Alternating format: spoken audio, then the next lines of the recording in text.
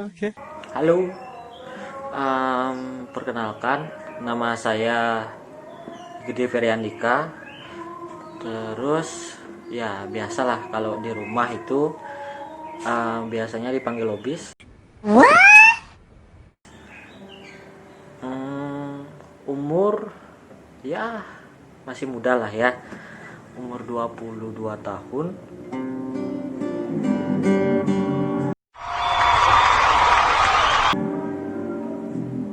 Terus sekarang lagi menempuh S2 di UNUD. Sarjana kemarin dapat nempuh S1 manajemen di UNUD, udah tamat, terus lanjut lagi ke S2 manajemen. Jadi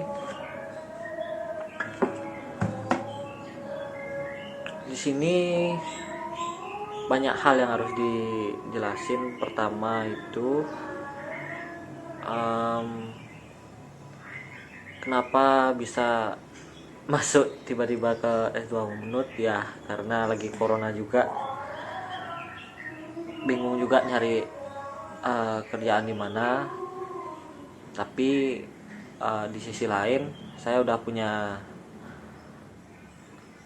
apa ya namanya, usaha sendiri, UMKM gitu.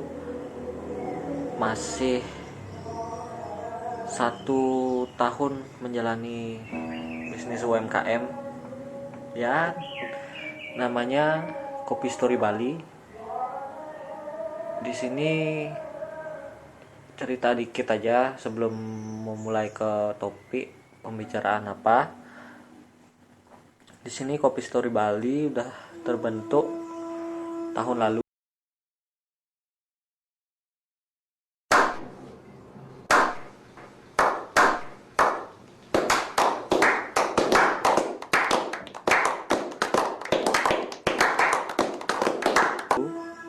Bulan April, dari angkringan kedai kecil. Jadi ya udah lumayan lah, lumayan besar, udah cocok dibilang coffee shop yang lumayan terkenal sih di Denpasar pada khususnya. By the way, saya di sini mau nyanyi. Enggak lah. Saya di sini mau bikin tugas video dari Bapak Agus Ganesa, video tentang beberapa hal mengenai pemilu. Cuma bingung juga mau ngomong apa ya, 90 menit apa ya mau diomongin, banyak banget.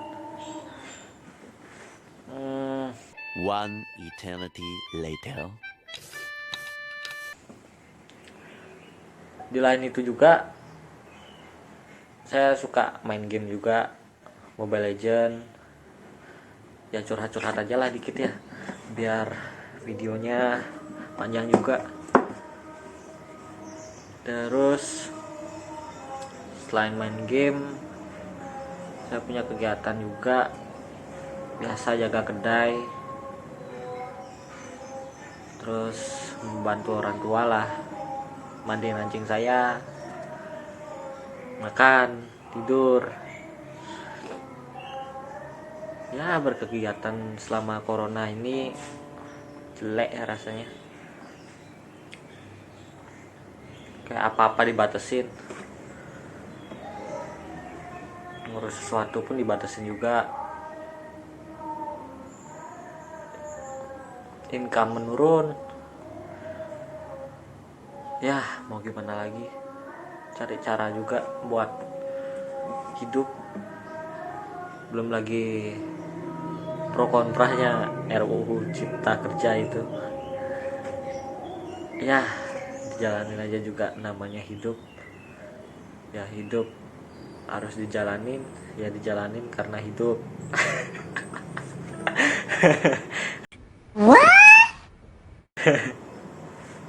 Aduh. Jadi di sini Pertama-tama Om Swastiastu buat Bapak dosen atau siapapun yang mendengarkan video ini. Saya akan menjelaskan beberapa tugasnya Pak Agus tentang video ini. Jadi di sini Pak Agus itu memberikan tugas tentang menjelaskan 11 pekerjaan 11 pekerjaan dalam kegiatan pemilu 2 tahun lalu. Itu lalu ya?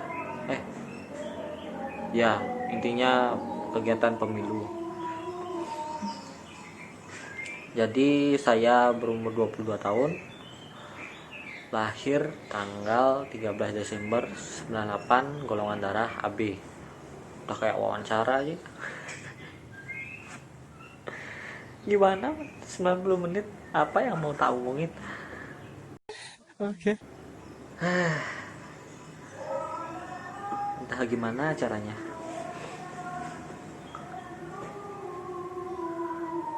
Jadi dalam 11 pekerjaan ini bakal saya sebutin 11 pekerjaan beserta bagaimana sih job analisisnya, bagaimana juga cara mencari orang untuk dengan job analisis tersebut, metodenya seperti apa. Ada beberapa metode juga dari mencari job analisis tersebut. Terus menjelaskan juga apa dari 11 pekerjaannya itu.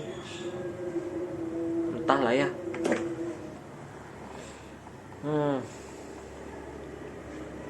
Bingung juga sebenarnya harus ngejelasin kayak gimana, tapi ya coba ya dicoba aja lah dulu lah ya sebenarnya.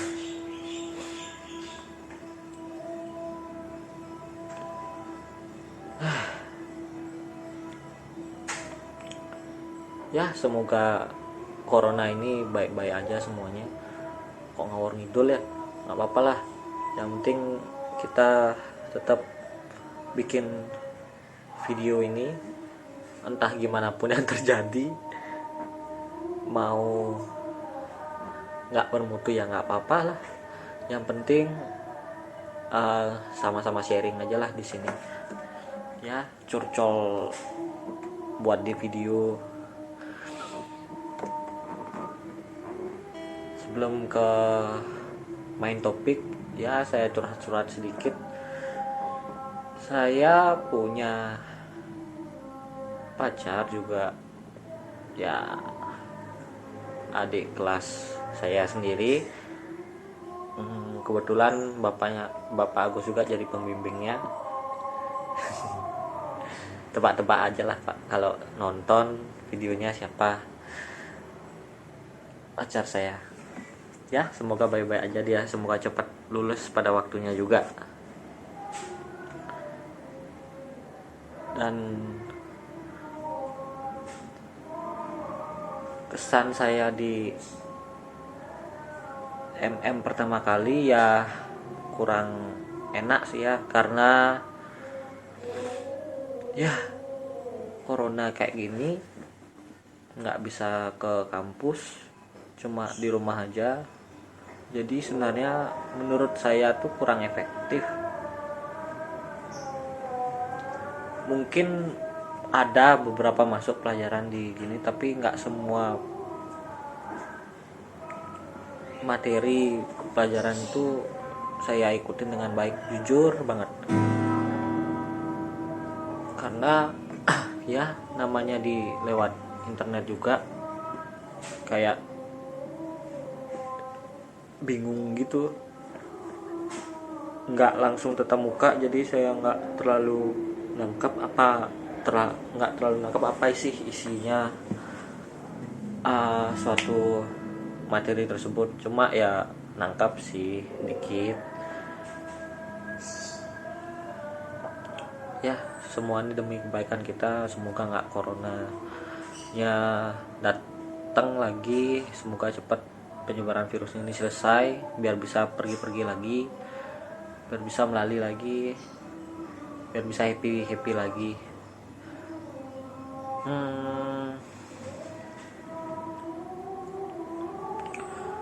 Terus kita lanjutin aja ke poin utamanya ya. Nah, balik ke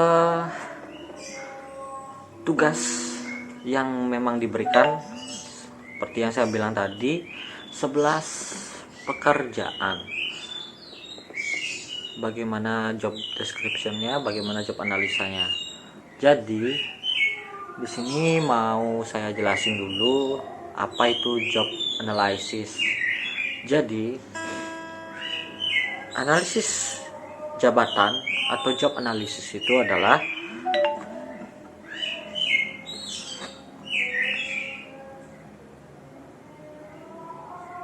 proses yang sistematis sebenarnya untuk mengetahui bagaimana sih tanggung jawab, peran, tugas, dan kegiatan dari masing-masing atau tiap-tiap pekerjaan di departemen maupun divisi-divisi yang sudah ada di dalam perusahaan ataupun yang baru. Jadi bisa dibilang tujuan dari job analysisnya ini agar bisa melakukan rekrutmen juga, kayak mencari orang baru dalam perusahaan atau karyawan baru. Bisa juga untuk melakukan renew job analysis. Jadi misalkan ini job analysisnya ini udah 2 tahun lalu atau 3 tahun lalu dibuat, kita bisa juga membuat lagi atau udah expired date gitu loh, udah hilang gininya masa expirednya, jadi kita bikin lagi biar SDM tuh ada kerjaan juga. Jadi selain itu juga jika ada sesuatu hal atau divisi yang baru, kita harus bisa cepat bikin job analisisnya juga agar kegiatan yang lain cepat jalan juga.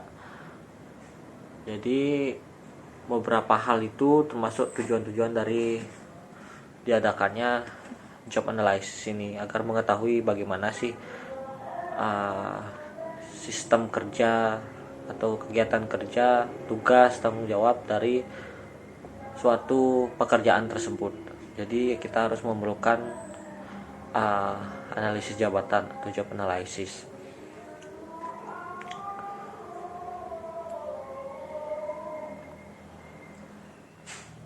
Selain itu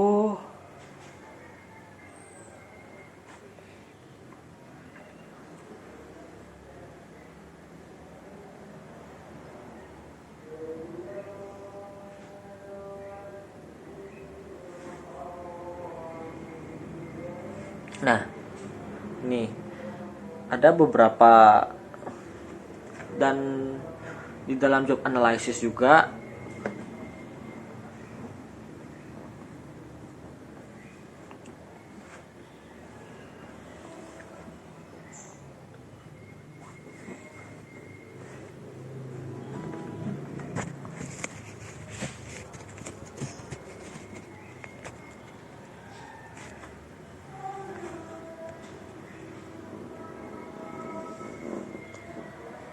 di dalam job analysis juga ini kita itu bisa nemuin, pertama apa aja sih yang emang dilakukan oleh suatu pekerjaan di suatu posisi, apa aja sih yang dilakukan gitu loh. Habis itu yang kedua adalah apa aja sih sebenarnya wewenang dari suatu pekerjaan tersebut. Kemudian wewenang dari jabatan yang emang didudukinya, misalkan kayak manajer, apa aja sih wewenangnya dia, apa aja sih sebenarnya tugas-tugasnya dia. Yang ketiga adalah pekerjaan tersebut itu emang perlu dilakukan dan bagaimana cara untuk melakukan pekerjaan tersebut. Misalkan nih manajer keuangan tuh apa aja sih kerjaannya. Misalkan dia mengatur keuangan, itu memproses atau memberi keputusan apa aja sih yang harus dibeli, apa aja sih yang perlu diinvest. Kemudian bagaimana sih cara nginvestnya dan lain sebagainya. Yang keempat itu apa aja sih emang yang dilakukan pekerja pada kegiatannya tersebut. Misalkan soal pendidikan, dalam job analysis tersebut pasti ada kayak pendidikan, pengalaman, ataupun suatu pelatihan-pelatihan yang ada ataupun yang diperlukan di perusahaan tersebut. Jadi misalkan suatu pemain band atau dan lain sebagainya, jadi kan itu SDM-nya kan orangnya itu harus bisa main gitar dan lain sebagainya. Apakah dia harus melakukan pelatihan lagi terus menerus, seperti apa pelatihannya, habis itu seperti apa sih pengalamannya yang harus diperlukan, kemudian pendidikannya sih harus apa gitu, misalkan SMA atau S1 dan lain sebagainya. Tapi kebanyakan sih kalau emang main gitar nggak mungkin harus S1 juga ya, setidaknya bisa main gitar atau bisa bermain alat musik lah. Kemudian selain itu di job analysis itu kita bisa menemukan bagaimana sih kemampuan seseorang tersebut dan juga skill dari orang tersebut, apakah emang benar-benar real skillnya dia emang bisa. Kemudian bagaimana sikapnya dia. Misalkan suatu perusahaan ingin mencari admin itu pun perlu juga bersikap ataupun bertutur kata yang sopan. Kemudian dalam kegiatannya dia itu banyak menemui customer juga, misalkan admin marketplace dan lain sebagainya, itu banyak menemui customer juga. Nggak boleh cuek juga sih jadi admin marketplace. Jadi kita harus menahan sabar.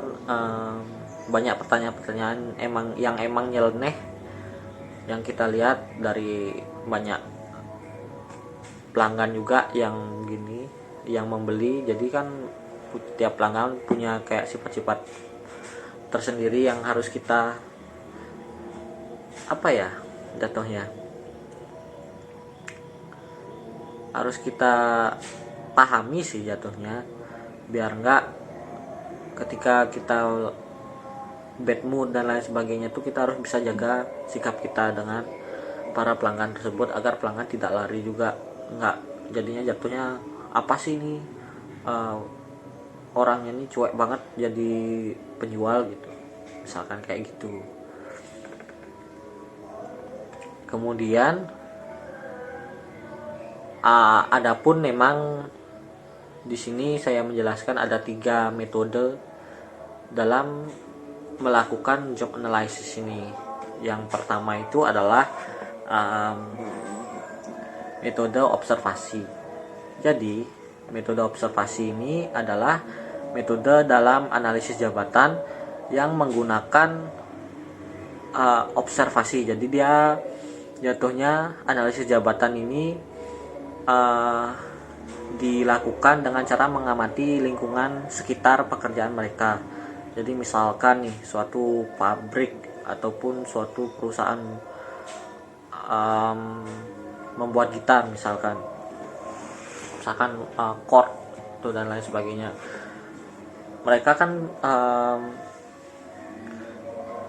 para SDM-nya bisa juga melakukan kegiatan job analysis ini dalam observasi. Misalkan nih ada tukang pahat kayu menjadi gitar itu, jadi awalnya kayu gelondongan terus bisa dibentuk menjadi lapisan gitar ini. Nih, misalkan, atau fret gitar ini. Para SDM pun bisa menganalisis tersebut dengan mengamatinya. Misalkan nih, dia ngelihat sekilas saja udah tahu kok pekerjaannya kayak gimana gitu. Terus itu dengan packaging dan lain sebagainya tuh ada ada analisis pekerjaannya dan lain sebagainya. Terus kita juga bisa ngelihat juga dalam observasi tanggung jawab suatu pekerjaan itu kayak gimana gitu. Misalkan dia udah habis bikin kayu gelondongan ini jadi gitar, dia harus ngelapornya kemana, harus nyatetnya kemana, tanggung jawabnya dia untuk ke siapa dan lain sebagainya. Jadi metode ini untuk melakukan tugas itu secara kemampuan dan mental maupun emosional yang dibutuhkan untuk menangani tantangan dan suatu risiko tersebut. Jadi misalkan dalam mengamati pun kita harus tetap jaga mental kita, emosional kita, dan yang dibutuhkan untuk menangani suatu tantangan maupun risiko yang dihadapi dalam suatu pekerjaan tersebut. Misalkan kita lihat nih, dia motong pakai gergaji mesin gitu, kita lihat resikonya dia apa, tantangannya dia seperti apa dalam bikin suatu gitar tersebut. Apakah tangannya itu kena gergaji mesin nanti atau gimana gitu misalkan. Kemudian yang kedua adalah wawancara. Ya, seperti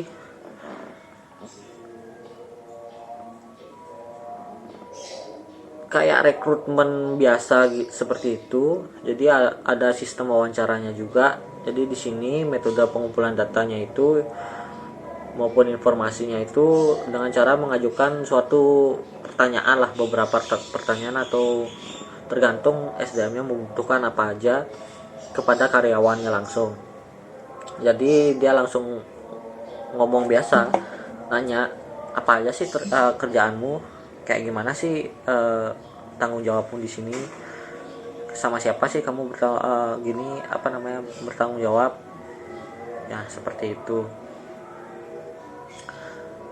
Jadi wawancaranya itu hanya dengan satu persatu karyawan terkait. Misalkan dia dari divisi pemasaran, ya udah untuk bawahan, misalkan untuk sales tuh kerjanya apa aja sih, dia tanggung jawabnya kemana, habis itu targetnya dia kayak gimana sih, dan lain sebagainya. Bagaimana sih cara menyikapinya kayak gitu, habis itu apa sih masalah-masalah ataupun resiko yang dihadapi oleh sales tersebut, seperti itu. Kemudian yang ketiga adalah kuesioner. Jadi ini lebih gampang lagi dari yang kedua tadi. Jadi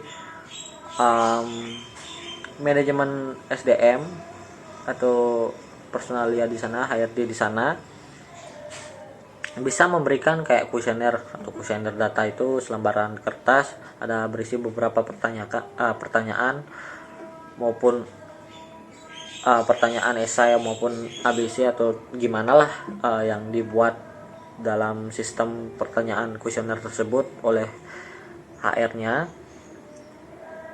Ini lebih efektif, ini lebih efisien karena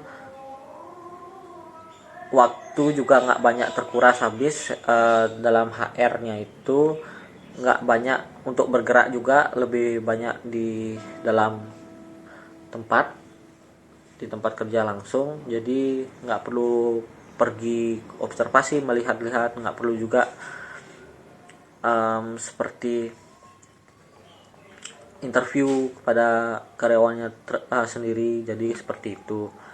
Jadi bisa mengumpulkan, misalkan ada karyawan berapa di sana, 80, kita cuma bikin kertas, fotokopian kertas sebesar 80, habis itu dibagi-bagikan ke pekerjanya. Kemudian nanti kalau udah selesai dikasih lagi ke ruangan HR.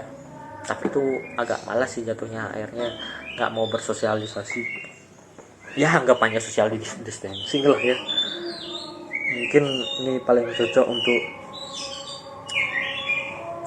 situasi kayak gini juga, corona kayak gini. Kemudian saya akan membahas dalam job analysis itu, di sana kita akan membahas tentang job deskripsi juga. Jadi job deskripsi ini bisa disebut juga dalam bahasa Indonesia itu uraian jabatan. Nah, uraian jabatan ini adalah sebuah ataupun suatu catatan ya, catatan kerjaan. Jadi yang sistematis tentang bagaimana sih tugas-tugas dan tanggung jawab dari suatu jabatan tertentu. Sama seperti yang saya bilang tadi, misalkan dia tukang ini membuat gitar, ya apa aja sih sebenarnya yang dikerjakan sama dia gitu.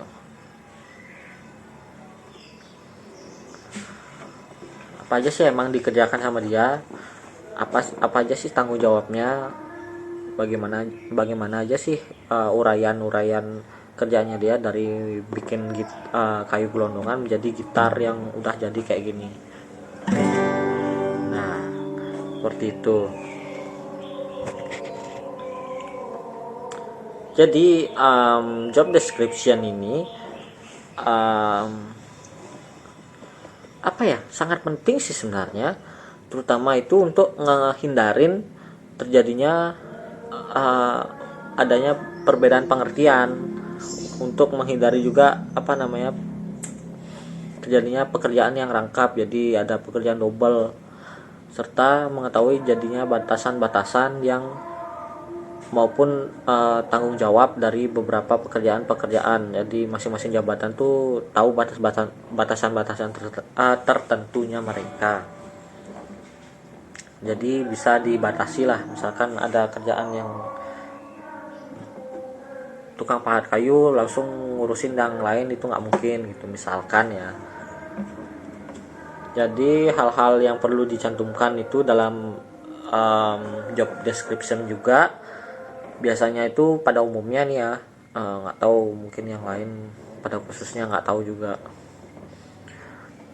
Jadi yang pertama itu adalah identifikasi jabatan, jadi jabatannya itu apa, kemudian yang berisi informasi seperti nama jabatan, bagian maupun kode-kode yang sudah disediakan dalam perusahaan. Kemudian yang kedua adalah ikhtisar dari suatu jabatan. Jadi ini ikhtisar dalam suatu jabatan ini berisi juga tentang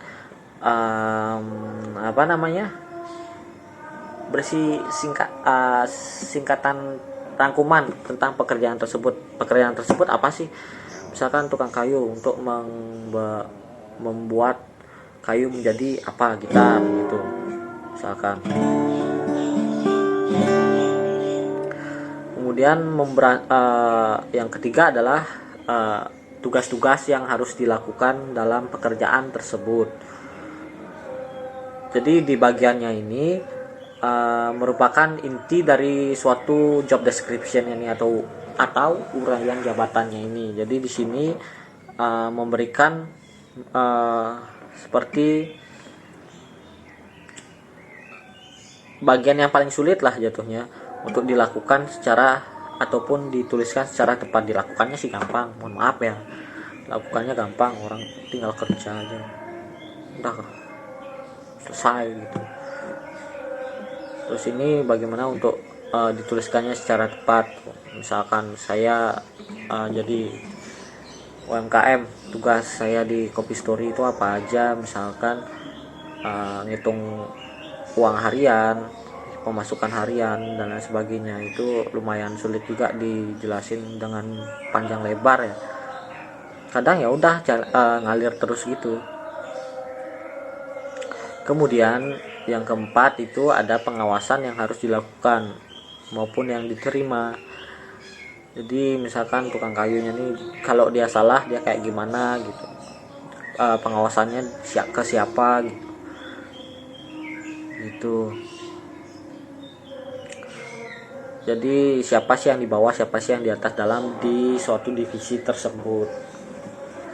Kemudian ada pun juga hubungan dengan jabatan-jabatan yang lain. Misalkan nih para manajer dia tuh berhubungan sama siapa aja sih. Misalkan ya biasalah kalau manajer berhubungan dengan manajemen pemasaran, manajer operasional maupun manajer SDM tersebut gitu. Sedangkan para atasannya itu entah dia owner, entah dia manajer inti atau manajer media atau gimana lah, yang paling atas gitu. Manajernya yang di bawah ya pekerja-pekerjanya dia atau divisi-divisinya dia. Misalkan kalau di operasional yang buat gitar divisi untuk bikin kayu, ngerubah kayu menjadi kotak gitar ini. Habis itu ada yang ngurusin fretnya dia, habis itu ada yang bikin kunci-kunciannya dia atau tuningnya dia. Jadi seperti itulah ya. Kemudian kita juga bisa mengetahui kayak misalkan apa sih mesin-mesin yang digunakan dalam kegiatan pekerjaan tersebut. Misalkan saya di UMKM saya mesin kopi ya, mesin kopi atau kulkas dan lain sebagainya itu kan termasuk mesin ya. Manusia mah bukan mesin, asyik.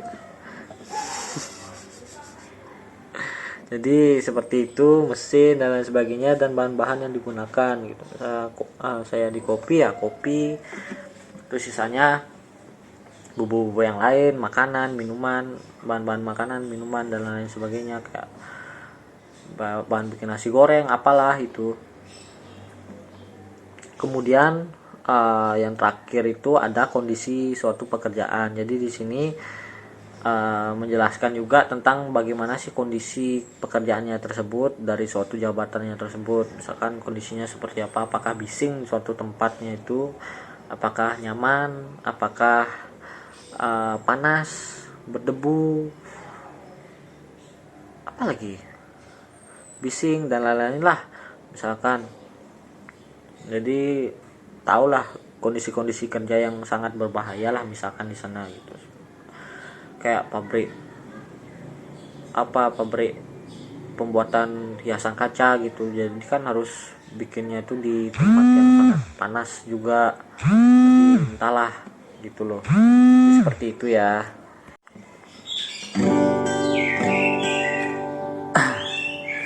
Lanjut lagi. Udah habis makan ya, enak banget bikin sendiri. Selanjutnya adalah setelah kita mendapatkan job description atau deskripsi pekerjaan, maka poin selanjutnya adalah kita harus mendapatkan job spesifikasi.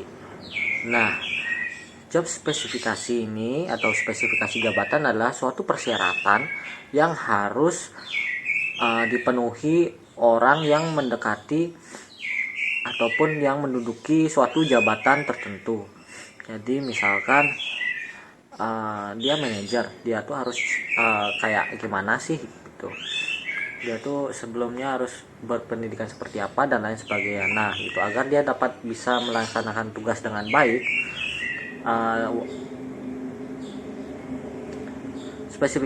Spesifikasi jabatan ini bisa juga dapat disusun secara bersama-sama dan dengan jumlah ukuran maupun uraian jabatan, tetapi dapat juga disusun secara terpisah. Jadi bisa saja dalam susunan jabatan maupun terpisah gitu. Kemudian ada beberapa hal yang umumnya dimasukin ke dalam job specification ini. Yang pertama adalah persyaratan pendidikan, latihan, dan pengalaman kerja. Nah, tidak kalah penting seperti yang saya sudah sebutkan, pendidikan sangat menentukan suatu kedudukan yang telah diperoleh ataupun yang diduduki oleh suatu orang tersebut. Jadi misalkan tadi sudah saya bilang manajer, jadi manajer tuh kemungkinan dan seharusnya paling enggak dia itu harus lulus S1 di bidang-bidang tertentu. Misalkan kalau operasional dia lulus di uh, operasional, manajemen operasional dan lain sebagainya. Kemudian latihan itu sangat perlu juga karena tiap tahun maupun bisa pun beberapa bulan suatu pekerjaan itu ada yang melakukan suatu kegiatan baru atau tugas-tugas baru. Misalkan nih suatu perusahaan menciptakan produk baru. Nah, mau nggak mau kan si orang yang mengerjakan ini harus memiliki kemampuan untuk membuat suatu produk tersebut. Misalkan kita nih bentuknya kotak gitu, atau kita bentuk segitiga dan lain sebagainya. Kemudian pengalaman kerja juga sangat dilihat dalam job spesifikasi ini. Karena kenapa? Paling sama seperti contoh yang tadi, manajer tuh paling enggak dia harus bisa ataupun dia harus pernah mendapatkan atau menduduki jabatan suatu manajer tersebut selama beberapa tahun. Karena kan para owner perusahaan maupun CEO dan lain sebagainya tidak mau memakai resiko yang sangat besar ketika mengambil seseorang yang fresh graduate untuk menjalankan suatu manajemen perusahaan gitu.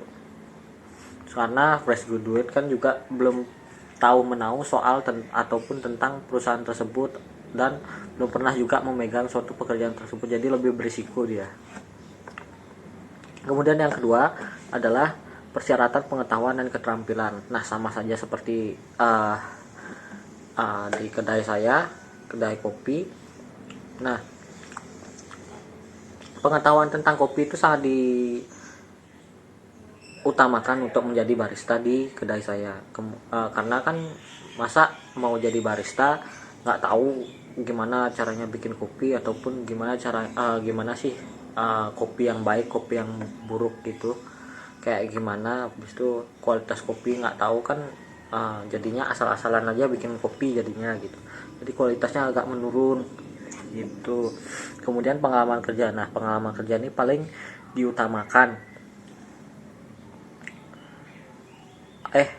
Keterampilan ini paling diutamakan karena pun gitu keterampilan bisa diperoleh dari pengalaman maupun ketika orangnya itu emang sudah basicnya bisa ataupun cepat menangkap suatu keterampilan tersebut, maka bisa dibilang orang itu berbakat. Nah, sama seperti misalkan bikin latte art. Nah, latte art itu kan sebenarnya susah. Ada beberapa poin-poin penting yang harus diperhatikan dalam membuat latte art, dari steaming susu, kemudian dari masuknya espresso berapa persen dan lain sebagainya. Jadi itu sangat diperhatikan. Kemudian adalah persyaratan fisik dan mental.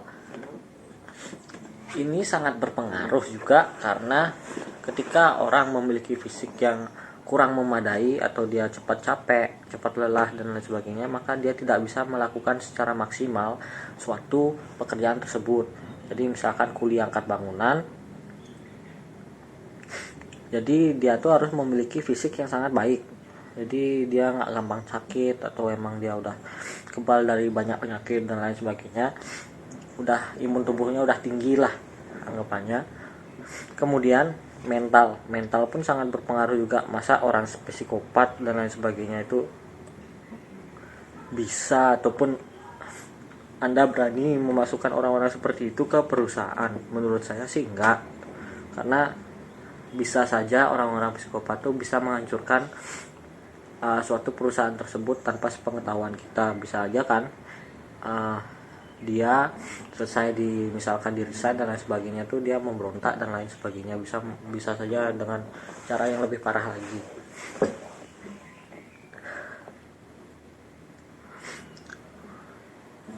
Kemudian ada persyaratan umur dan jenis kelamin. Sama seperti yang saya bilang, umur itu sangat diperlukan untuk melakukan job analysis ini. Misalkan kalau manajer, dia paling enggak maksimal umurnya itu 35 sampai 40 tahun, tergantung dari apa yang dipegang oleh manajer tersebut, apa pengalamannya dan lain sebagainya.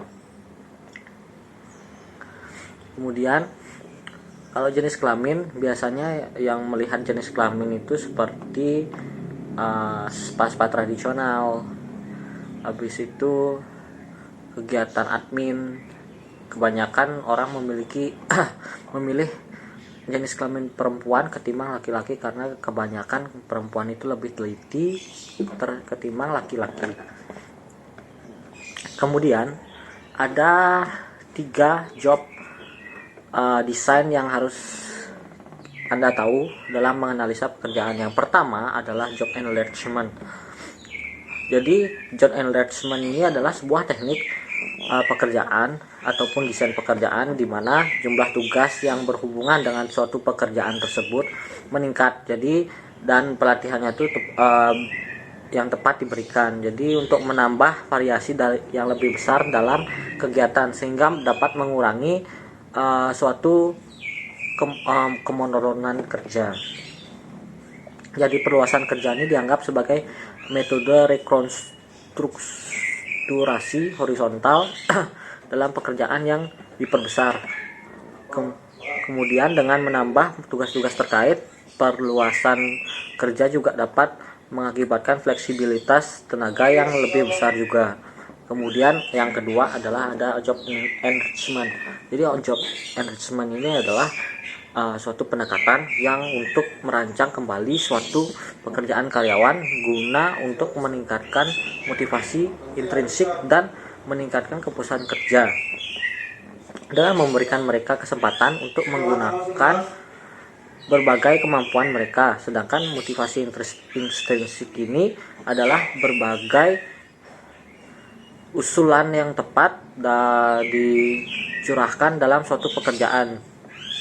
Jadi guna untuk memenuhi suatu kebutuhan pertumbuhan pekerjaan, yaitu keberhasilan, keahlian maupun aktualisasi diri, program job enrichment ini lebih berhasil jika dikenakan para pekerja yang tidak takut terhadap tanggung jawab baru.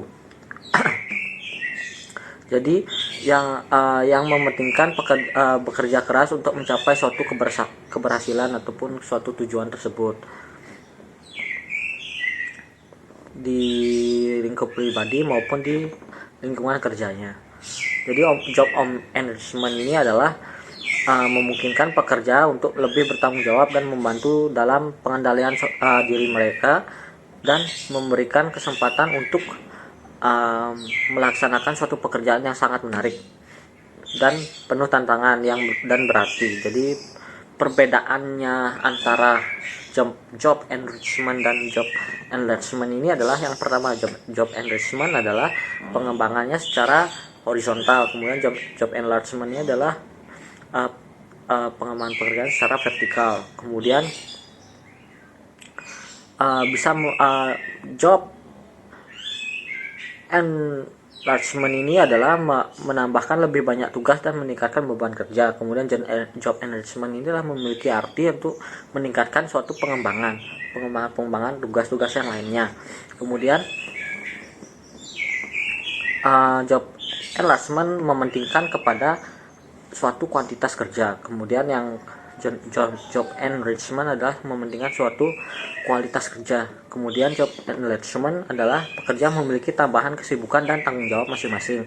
Kemudian job enrichment, pekerja itu menemukan suatu kepuasan dan dalam posisi mereka dan perkembangan potensi-potensi pribadi mereka. Jadi job enrichment ini adalah tidak bergantung pada job enrichment, dan job enrichment ini tidak bergantung juga pada job enlargement. Nah, jadi seperti itu. Kemudian yang ketiga adalah job rotation.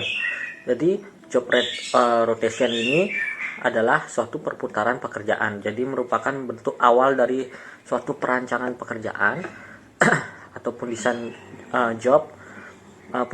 Job rotation ini adalah perubahan pekerjaan secara berkala. Misalkan ada satu tugas, terus diganti lagi dengan tugas yang lainnya, dan terus berputar seperti itu. Jadi bisa setiap hari ganti tugas, ataupun tiap minggu ganti tugas. Misalkan sekarang jaga malam, kemudian besoknya itu bisa melakukan pekerjaan yang lainnya, misalkan bersih-bersih dan lain sebagainya, karena tergantung dari kegiatan perusahaan tersebut.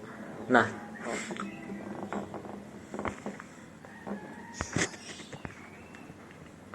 seperti itu dalam proses kegiatan job analysis ini. Ada beberapa poin penting tadi. Yang pertama itu ada deskripsi pekerjaan, yang kedua ada spesifikasi pekerjaan, yang ketiga adalah metode dalam melakukan job analysis, dan keempat adalah suatu desain atau apa jatuhnya,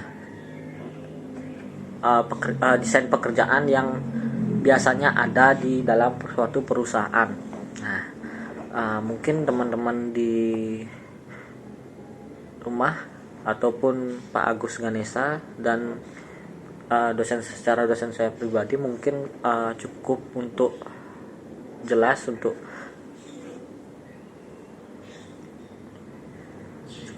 untuk kegiatan penjelasan saya pada hari ini. Mungkin kalau ada kurang-kurang kata, saya mohon maaf, karena saya juga orangnya nggak terlalu pintar juga buat ngomong. Jadi saya usahakan untuk lebih baik lagi dalam melakukan public speaking yang baik dan benar. Nah, sekarang kita akan mulai ke main topiknya. Nah, main topiknya itu ada beberapa kegiatan dari pemilu kemarin atau pilpres kemarin. Kemudian dalam pemilu tersebut kan ada itu namanya pengundian suatu nomor urut pasangan calon. Nah, ini tuh dilaksanakan oleh KPU, Komisi Pemilihan Umum. Nah, dalam kegiatan ini kita disuruh memilih antara pasangan calon 1 maupun calon 2. Yang dulu itu kemarin ada pasangan calon 1 adalah Joko Widodo dengan Ma'ruf Amin, dan pasangan calon 2 adalah Prabowo Subianto dan Sandiaga Uno. Nah, dulu itu sangat panas-panasnya ya, karena banyak ada apa namanya ya, desas-desus, habis itu penggorengan informasi, ada informasi hoax. Sekarang kan zamannya lagi hoax gitu ya, apalagi tentang RUU Cipta Kerja ini. Kita lihat aja situasi di luar lagi hancur, lagi chaos lah. Cuma saya nggak mau juga ngambil urusan seperti itu, karena ya itu undang-undangnya ratusan halaman, belum dibaca sepenuhnya dan belum saya baca sepenuhnya. Jadi saya nggak bisa berbicara apa. Jadi buat apa ngambil keputusan chaos tersebut sebelum kita membaca dengan baik dan benar, dan ada nggak masalah ataupun salah pengetikan pada kegiatan suatu pokok permasalahan tersebut. Jadi jangan asal demo tapi nggak tahu apa yang mau tapi nggak tahu apa demonya gitu loh. Ya percuma juga, padahal sebenarnya menurut saya itu bagus RUU Cipta Kerja. Cuma harus beberapa poin yang diperhatikan untuk menjaga biar para buruh di Indonesia ini nggak kalah dengan TKA yang lain gitu. Itu aja sih sebenarnya. Dan kita lanjut nanti ke tujuan utama pembikinan video ini. Nah, see you. Semoga lebih baik lagi lah dalam penyampaiannya saya ya, dan enggak apa ya, nggak berbelit-belit sih, tapi susah karena ya masih level minim banget public speaking saya. Coba dah nanti saya usahakan ngomong lebih baik lagi, entah dengan cara kayak gimana. Oke. Dan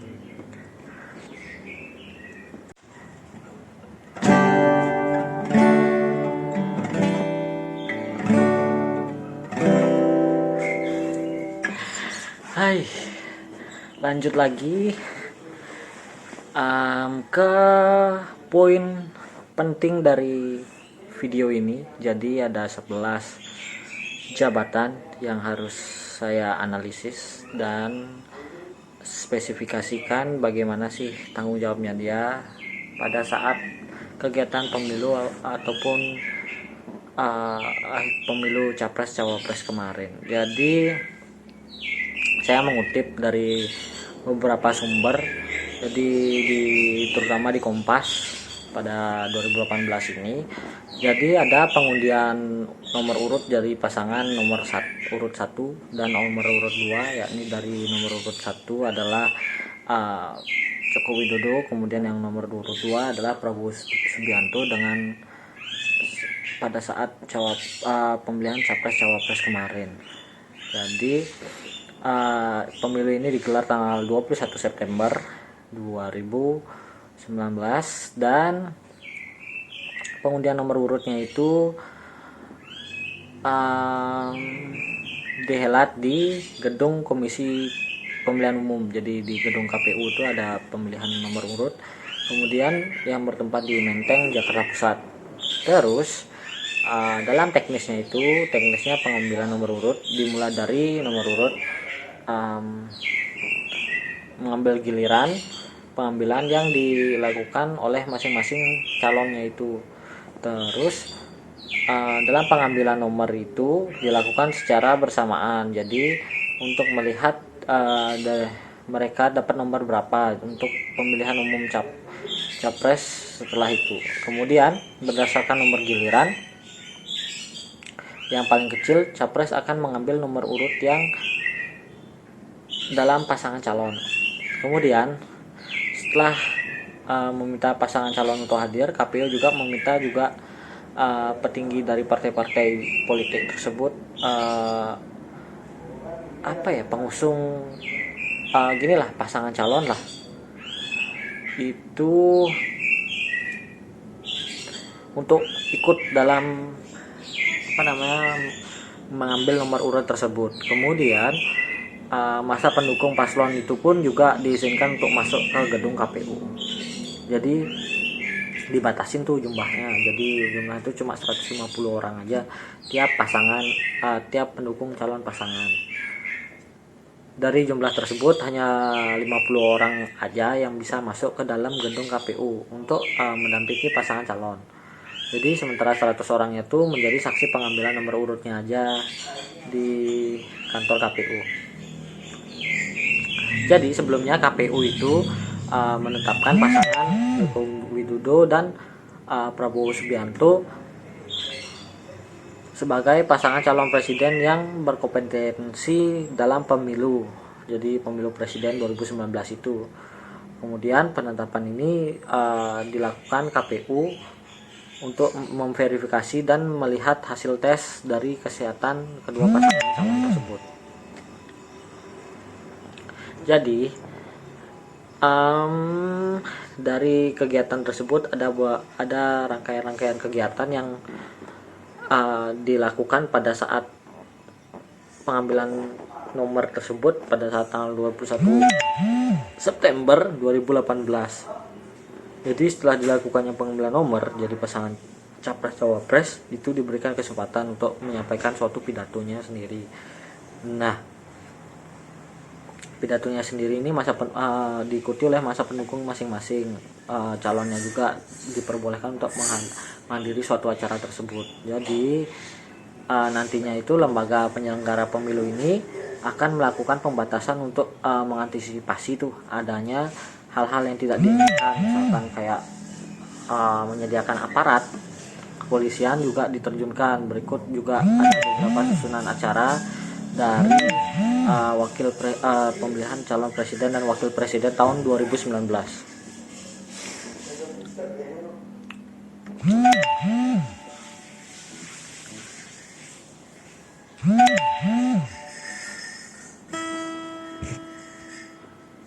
Jadi pada pukul 7 malam sampai dengan pukul 8 malam ada registrasi untuk pasangan calon tersebut. Kemudian pukul 8 malam sampai dengan pukul 8:07, jadi itu adalah pembukaan oleh MC dan menyanyikan lagu Indonesia Raya. Kemudian untuk selanjutnya ada 3 menit kemudian ada pembacaan doa. Kemudian 5 menit kemudian ada pembukaan rapat pleno terbuka, jadi pengundian nomor dari kedua pasangan calon tersebut. Kemudian 35 menit selanjutnya dari 20.15 sampai 20.40 itu ada pengambilan nomor urut pasangan calon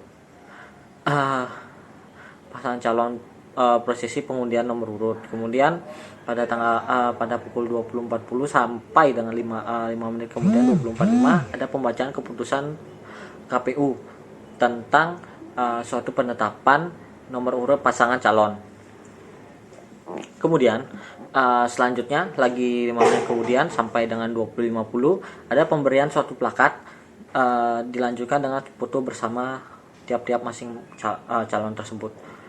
Kemudian lagi 10 menitnya pidato-pidato dari pasangan calon presiden dan wakil presiden tersebut. Jadi tuh setelah menyimak suatu berita tersebut, saya akan menjabarkan lumayan banyak 11 pekerjaan dan dalam melaksanakan pengundian nomor urut tersebut. Nah, di sini yang terpenting itu terdapat ada ketua dan anggota KPU yang berfungsi sebagai penyelenggara acara pengambilan nomor urut ini. Jadi ketua KPU di sini posisinya itu adalah ketua.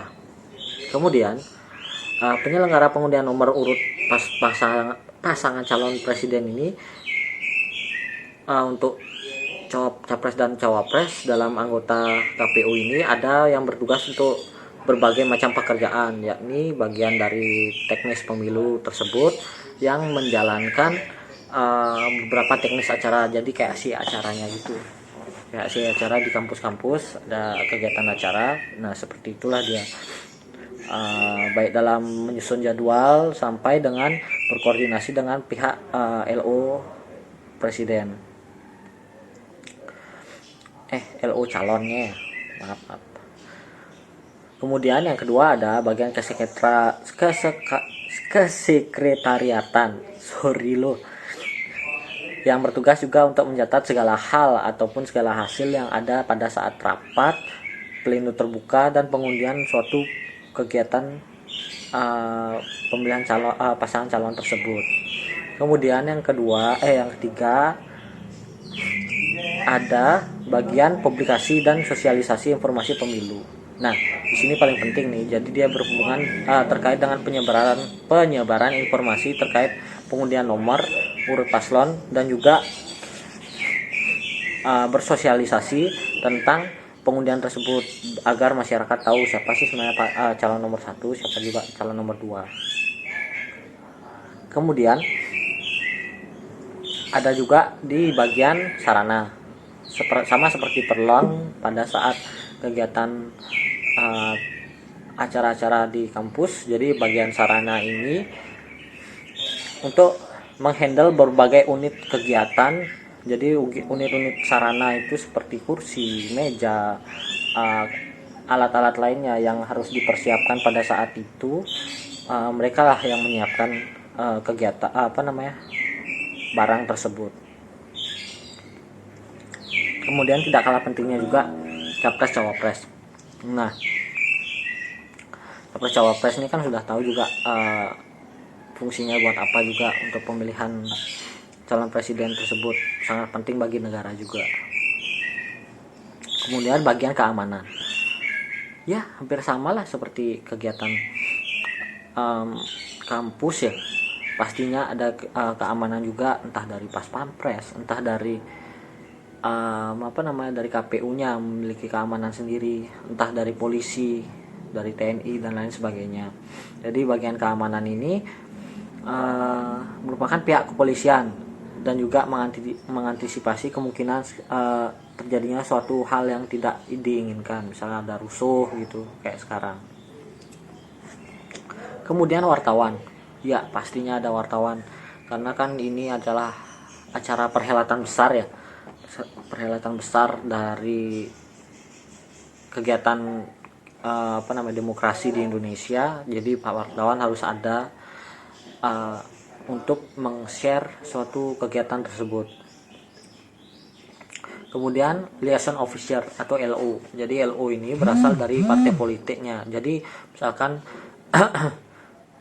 Jokowi dari partai PDIP, dia akan dipandu oleh partainya dia. Kemudian kalau dari Prabowo akan dipandu oleh partainya dia sendiri, Gerindra. Kemudian MC-nya sangat perlu dalam kegiatan hal ini. Jadi tanpa adanya MC nggak ada yang bisa mengarahkan kegiatan acara pada hari tersebut. Kemudian Bawaslu, ya badan pengawas pemilu ini sangat dipentingkan, sangat dibutuhkan pada saat pemilu karena takutnya ada banyak kecurangan yang dilakukan oleh pasangan calon 1 maupun pasangan calon 2 tersebut. Nah, kemudian setelah saya rangkum ke 11 pekerjaan tersebut, saya akan menjelaskan secara rinci nih apa aja sih yang emang dikerjakan atau apa aja sih spesifikasi pekerjaan mereka yang saya lihat dari totalan tersebut. Ya, simak lanjut nanti lagi.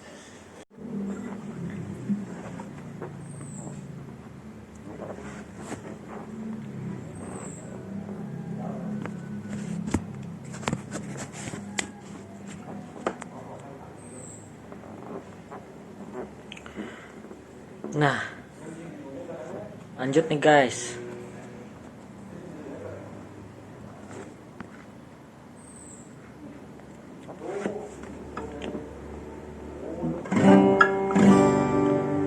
Lanjut, yang pertama adalah job deskripsi dan job spesifikasi dari ketua KPU. Nah, jadi ketua KPU ini adalah pekerjaannya adalah memimpin rapat pleno. Kemudian dan seluruh kegiatan KPU ini bertindak untuk dan atas nama KPU ke luar maupun ke dalam, memberikan keterangan resmi pun tentang kebijakan dari kegiatan KPU ini. Dalam bagian penjelasan dijelaskan bahwa ketentuan di sini berarti berhak untuk menandatangani peraturan dan keputusan dari KPU adalah ketua KPU dan dari peraturannya itu adalah ayat 2 menjelaskan dalam melaksanakan tugasnya ketua KPU itu bertanggung jawab kepada rapat pleno. Nah, itu. Kemudian job spesifikasi dari ketua KPU adalah yang pertama itu pastilah ya berstatus jadi pegawai negeri sipil. Kalau swasta nggak mungkin jadi KPU. Kemudian yang kedua adalah kualifikasi pendidikannya itu paling rendah sarjana maupun diploma 4. Pastilah kan, ketebak seperti yang saya bilang tadi. Kemudian yang ketiga adalah pangkat dan golongan ruang pembina atau setara dengan 4B. Khusus untuk jabatan fungsional tertentunya itu paling kurang-kurangnya dengan pangkat golongan pembina utama muda atau 4C. Terus memiliki kompetensi teknis dan kompetensi manajerial dan kompetensi sosial kultural sesuai dengan standar kompetensi jabatan yang ditetapkan pada suatu job ini. Kemudian memiliki pengalaman jabatan dan bidang tugas berkaitan dengan jabatan yang akan diduduki selama kumulatif tuh paling enggak kurang lebih 5 tahun lah. Sedangkan yang pernah menduduki jabatan administrasi ataupun jabatan fungsional dalam ahli media ini sebanyak 2 tahun. Jadi memiliki juga rekam jejak jabatan dan integritas maupun moralitas yang baik juga. Kemudian berusia paling tinggi lah bilangnya 56 tahun. Kalau ketuaan mah kasihan sakit-sakitan gitu. Apalagi corona gini kan. Sejak tanggal ditetapkan keputusan pengangkatan yang bersangkutan. Nah guys, lanjut juga nih ada job spesifikasi dari ketua KPU ini. Jadi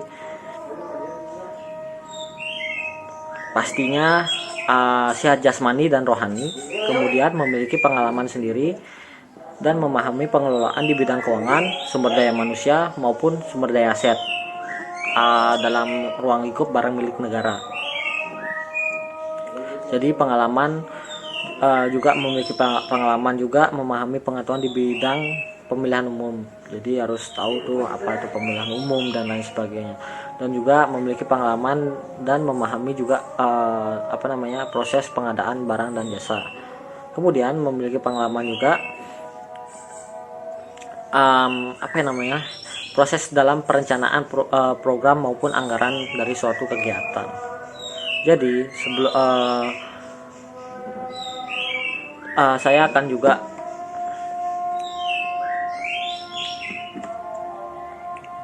kemudian yang kedua adalah job deskripsi dan job spesifikasi dari anggota KPU. Kemudian ada beberapa pembagian yang saya akan lakukan di dalamnya juga.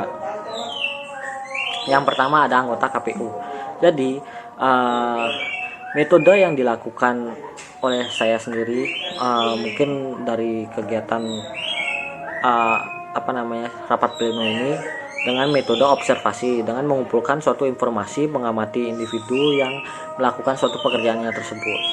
Nah itu, jadi adapun deskripsi pekerjaannya menurut data nih di kpu.go.id, yang pertama saya dapat adalah penyiapan pemetaan daerah, jadi pemilihan dalam menyelenggarakan suatu pemilunya tersebut. Kemudian yang kedua adalah penyiapan pedoman dan petunjuk. Nah, juknis ataupun petunjuk teknis, serta bimbingan teknis dan supervisi dari pencalonan dan kampanye dalam pemilihan umum ini. Jadi yang ketiga adalah adanya penyiapan pedoman dan petunjuk juga serta bimbingan teknis dan supervisi dalam pemungutan penghitungan suara, dalam penetapan hasil pemilu dan penetapan calon presiden, anggota DPR, DPD, DPRD dan lain-lainnya kepada kepala daerah maupun dan lain sebagainya lah. Banyak lah itu ya, bingung saya. Kemudian yang keempat adalah penyiapan pedoman tata cara dan memproses juga pergantian antar waktu anggota dewan dan DPD. Kemudian penyiapan juga pedoman tata cara di bimbingan teknis dan supervisi pengisian keanggotaan DPRD di daerah pemekaran. Nah, setelah mengetahui nih deskripsi pekerjaan KPU ini, saya akan membahas tentang bagian acara-acara dalam pengundian ini terlebih dahulu. Yuk kita simak juga.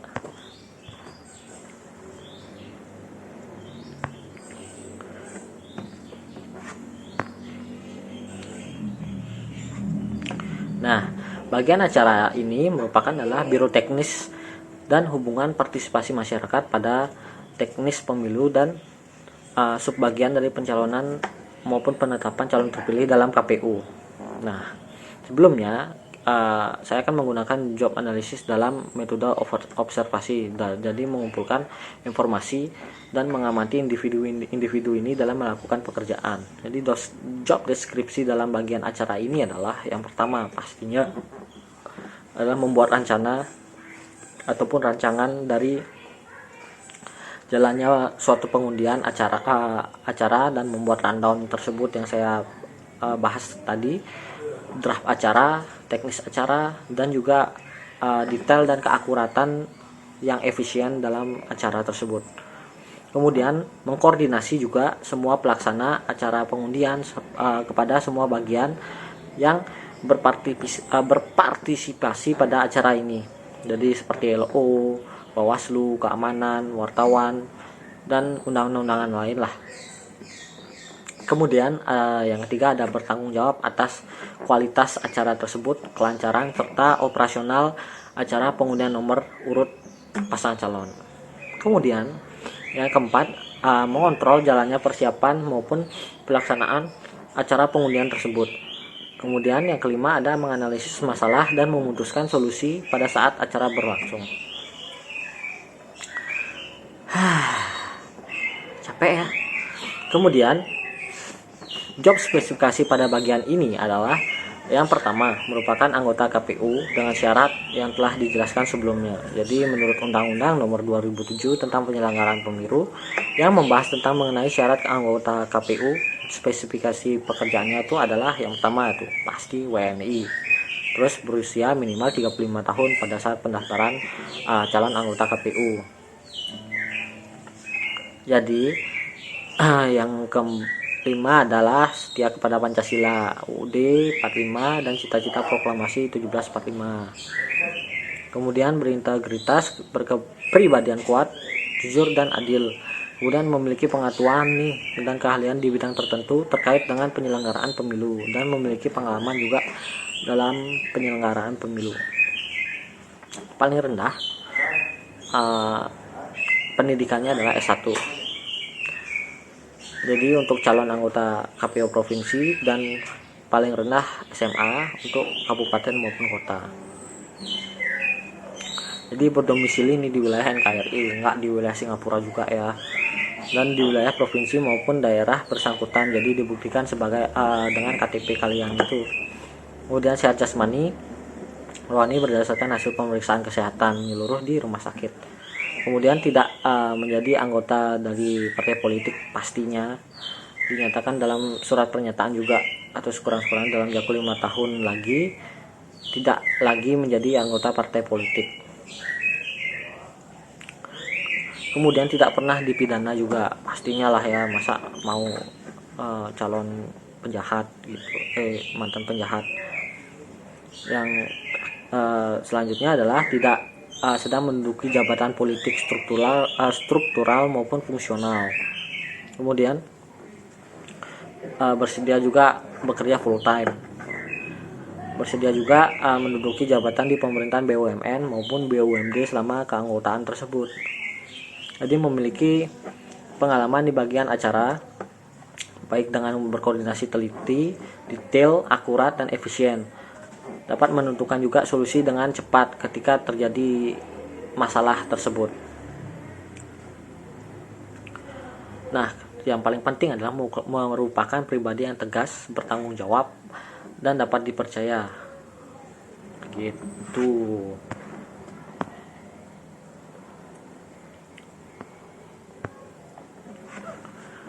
Dan juga job desainnya itu adalah job enlargement. Jadi dia lebih menyamping, horizontal. Kemudian kita lanjut nih ke bagian kesekretariatan. Jadi ini masih di bawah naungan KPU. Jadi metode job analysis-nya ini saya pakai dengan metode observasi, dengan juga mengumpulkan informasi dan mengamati semua individu yang melakukan pekerjaan ini juga. Sama sih. Adapun juga job deskripsinya itu adalah pertama pastinya mencatat segala hasil dari sidang maupun rapat pleno terbukanya itu. Kemudian yang kedua adalah merekap segala hasilnya tersebut. Kemudian berkoordinasi dengan biru-biru lainnya di KPU membuat surat perizinan tentang undangan perihal suatu undian tersebut. Kemudian yang keempat ada berkoordinasi dengan sekretariatan jenderal KPU. Jadi perihal pelaporan hasil di sidang pleno terbuka ini, pengundian nomor paslon secara sesuai dengan acara pengundian nomor paslon tersebut. Nah, gitu. Kemudian yang terakhir adalah mengurus segala hal pendanaan dan berhubungan langsung dengan Biro Keuangan KPU perihal pengundian nomor urut pasangan calon ini.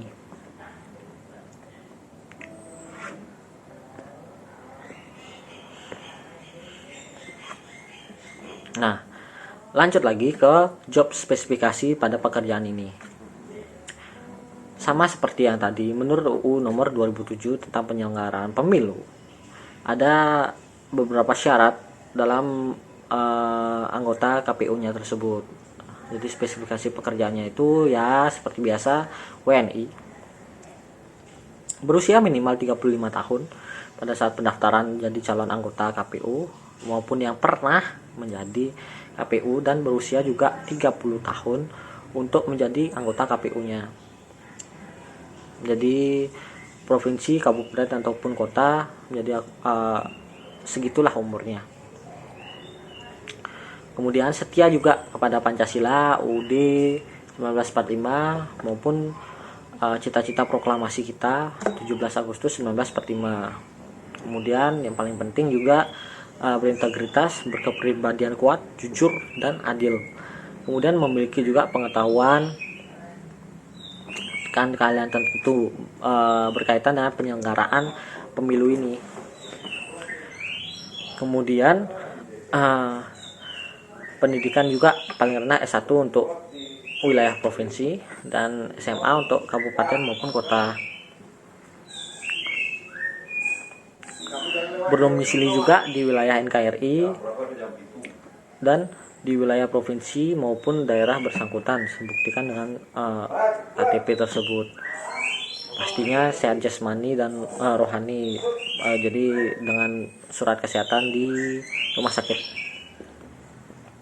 Pastinya tidak pernah menjadi anggota partai politik dong, ya kan? Kalau ada mah gila. Dinyatakan dalam suratnya itu sekurang-kurangnya dalam jangka 5 tahun lagi, 5 tahun tidak lagi menjadi bagian-bagian dari anggota partai politik. Itu yang sudah saya bilang, tidak pernah dipidana penjara berdasarkan juga putusan dari pengadilan yang memperoleh kekuatan hukum tetap, gitu loh. Karena tindak pidana itu diancam dengan penjara 5 tahun atau lebih. Kemudian bekerja juga full time pastinya. Kemudian bersedia untuk menduduki jabatan di pemerintahan dan BUMN selama keanggotaan tersebut. Dan job spesifikasinya itu adalah memiliki juga pengalaman menjadi sekretariatan, misalkan jadi sekri lah misalkan, dan lain sebagainya. Kemudian memiliki etika komunikasi yang baik, tentunya seperti itu. Memiliki kecakapan, mengetahui juga alur-alur surat menyurat di KPU. Kemudian juga disiplin dan terhadap waktu, cekatan dan fokus, karena kan butuh banyak waktu ya yang sangat berharga di sini. Jadi kita harus tetap cekatan dan fokus.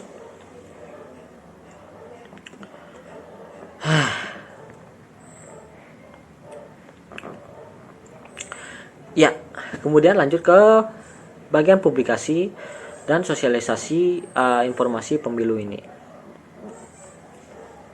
Bagian publikasi dan sosialisasi informasi pemilu ini berada di bawah biro yang sama dengan bagian teknisnya pemilu. Jadi publikasi ini berhubungan dengan wartawan maupun media yang ada untuk melakukan siaran langsung pada publikasi lainnya. Jadi job design-nya itu adalah job enrichment. Jadi dia horizontal. Vertikal, sorry. Tidak fokus. Jadi metode yang digunakan adalah observasi dan wawancara di sini. Adapun job deskripsi pada bagian publikasi dan sosialisasi informasi pemilu ini yaitu yang pertama adalah menyiapkan pemberitaan dan penerbitan informasi, pengundian nomor, dan juga berhubungan langsung juga dengan wartawan yang bertugas untuk menyiarkan berita. Itu pertama. Yang kedua, menyiapkan sosialisasi tahapan dan informasi pemilu serta memfasilitasi kampanye pemilu. Kemudian yang ketiga, menyiapkan tata cara kampanye pemilu. Yang keempat adalah pelaksanaan tata usaha biro.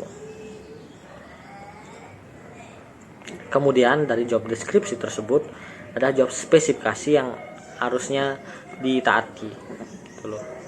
Sama seperti yang sebelumnya, karena ini satu kesatuan bagian. Jadi menurut UU nomor 2007 tentang penyelenggaraan pemilu yang membahas tentang syarat anggota KPU dan spesifikasi pekerjaannya adalah yang pertama warga negara Indonesia, kemudian berusia minimal 35 tahun pada saat pendaftaran untuk calon anggota KPU maupun pernah menjadi anggota KPU dan berusia minimal 30 tahun untuk calon anggota KPU provinsi, kabupaten ataupun kota, atau pernah menjadi anggota KPU provinsi ataupun kabupaten kota sebelumnya. Setia pada Pancasila UUD 1945 dan Cita-cita Proklamasi 17 Agustus 1945 nih. Berintegrasi, berkepribadian kuat, jujur, adil, pasti. Jadi pastilah memiliki keahlian di bidang tertentu berkaitan dengan penyelenggaraan pemilu ini.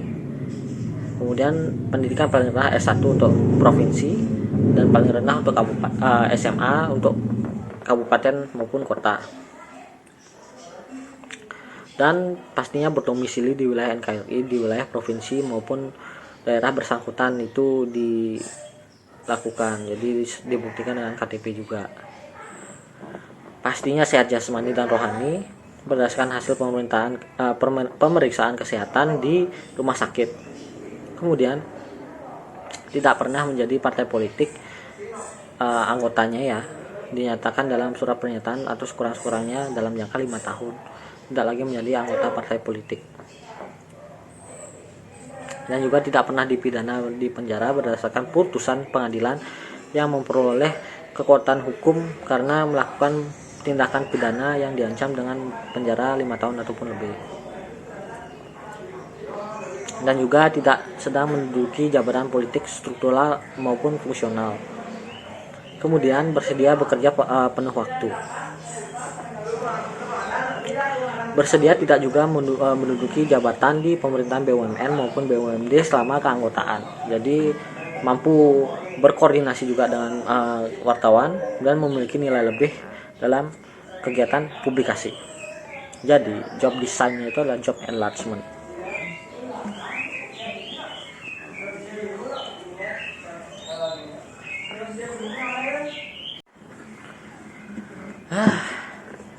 Lanjut lu.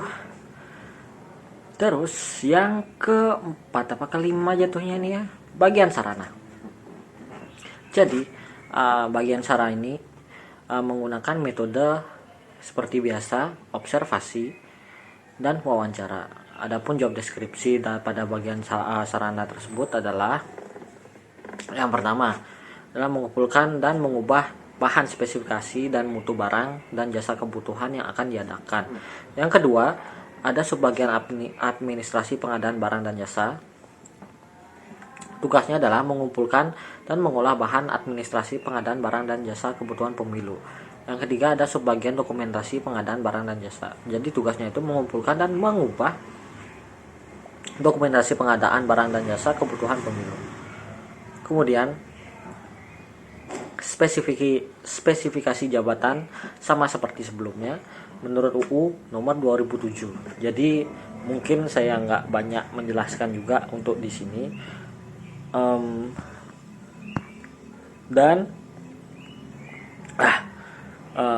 Job desainnya adalah job enlargement. Jadi dia menyamping. Kemudian lanjut lagi ke pada bagian ke-6 kalau nggak salah, capres. Nah, capres. Jadi metode pada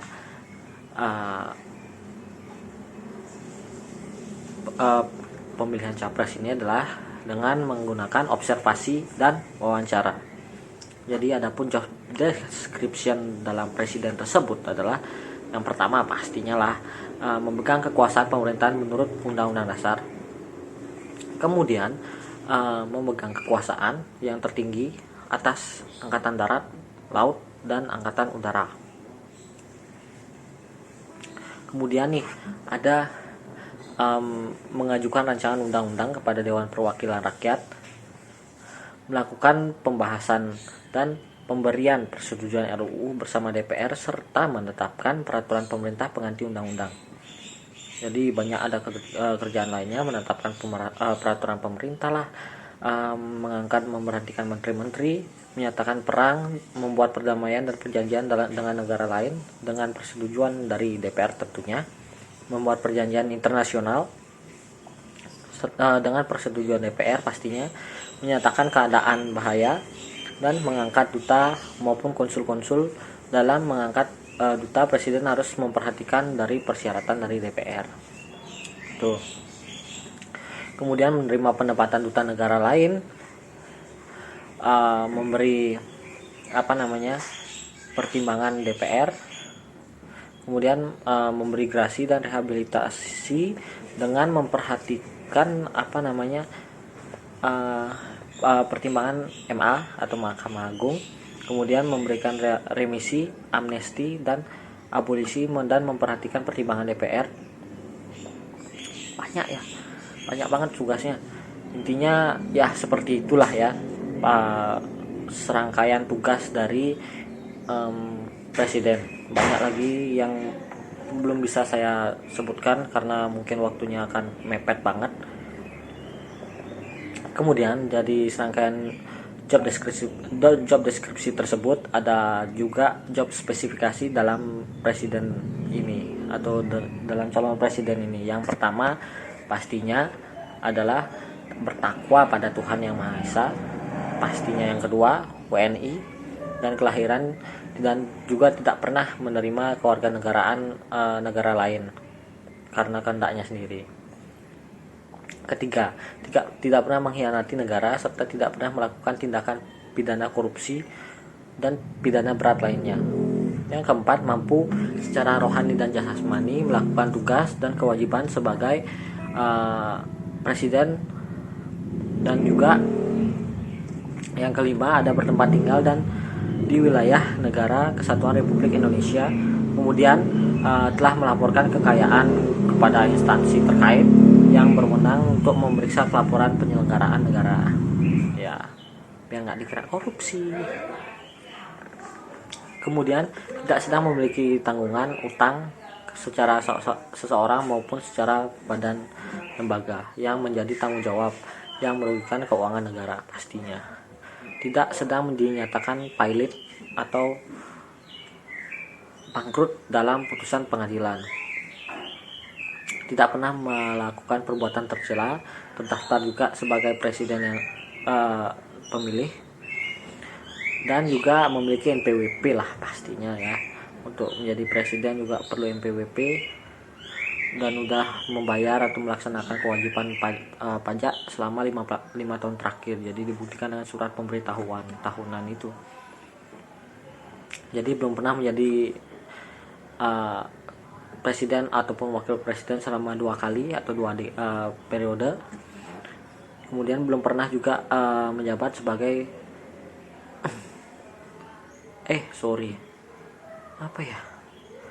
setia juga kepada Pancasila dan Dasar Negara Undang-Undang Dasar Republik Indonesia tahun 1945. Itu.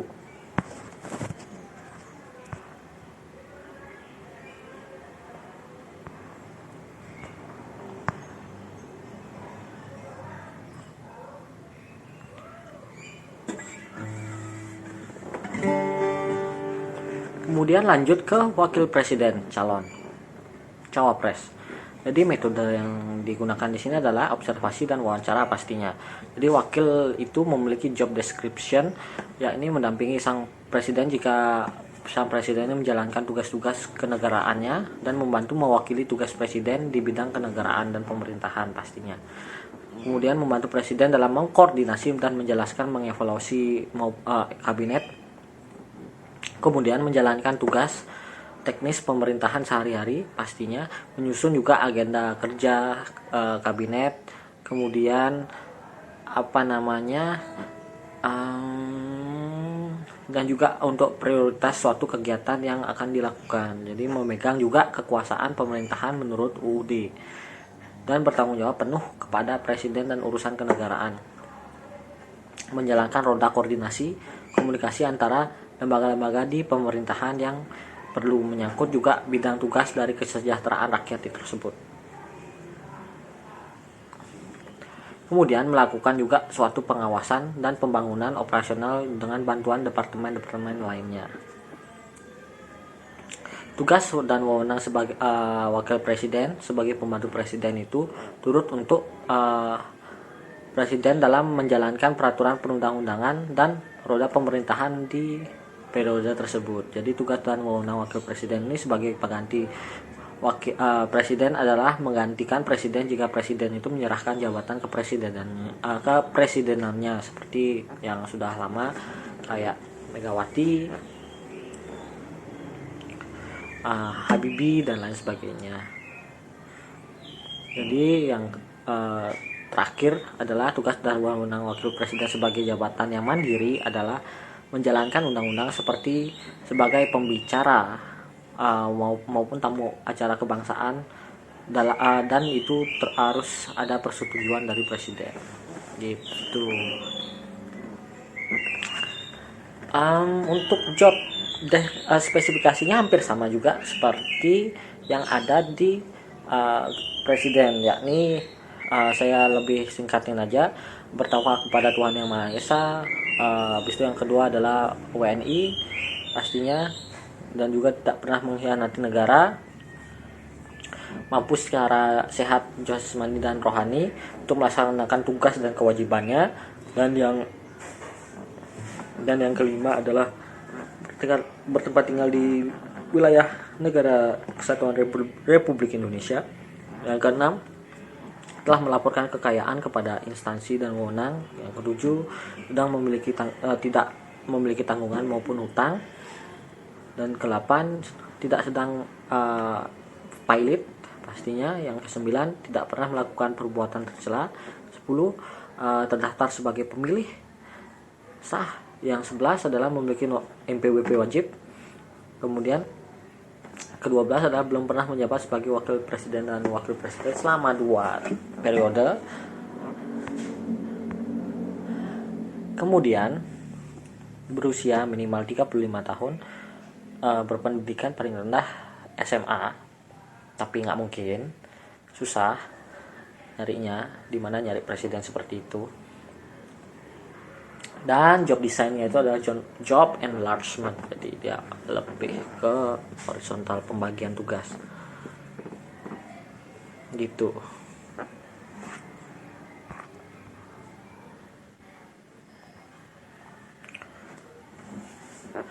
Kemudian lanjut ke keamanan. Keamanan ini poin pentingnya ada di kepolisian tersebut. Jadi di sini metode analisis yang saya yang digunakan adalah observasi, melihat dari luarnya itu. Jadi kepolisian ini memiliki job description, yakni ya seperti biasalah polisi pada umumnya memelihara keamanan dan ketertiban masyarakat, kemudian menegakkan hukum dan memberikan juga perlindungan, pengayoman, pelayanan kepada masyarakat dalam melaksanakan tugas pokok sebagaimana mestinya. Itu loh, Kepolisian Negara Republik Indonesia bertugas juga melaksanakan pengaturan, penjagaan, pengawalan dan juga patroli terhadap kegiatan pemerintahan. Jadi sesuai dibutuhkan oleh pemerintah tersebut. Menyelenggarakan suatu kegiatan dalam menjamin keamanan, ketertiban dan lalu lintas di jalan, juga membina masyarakat untuk meningkatkan partisipasi dalam kesadaran hukum masyarakat serta ketaatan warga masyarakat terhadap hukum juga peraturannya. Turut juga dalam pembinaan hukum nasional, kemudian memelihara ketertiban dan menjamin keamanan umum, pastinya melakukan koordinasi dan pengawasan dan pembinaan teknis dalam kepolisian negara. Banyak lagi ada kegiatan, yakni menerima laporan, pengaduan, kemudian membantu juga menyelesaikan perselisihan warga masyarakat, menjaga ketertiban, mencegah menanggulangi tumbuhnya penyakit masyarakat seperti malas, banyak banyak nggak pakai helm dan lain sebagainya, mengawasi aliran dan menimbulkan yang dapat menimbulkan perpecahan seperti Sunda Empire.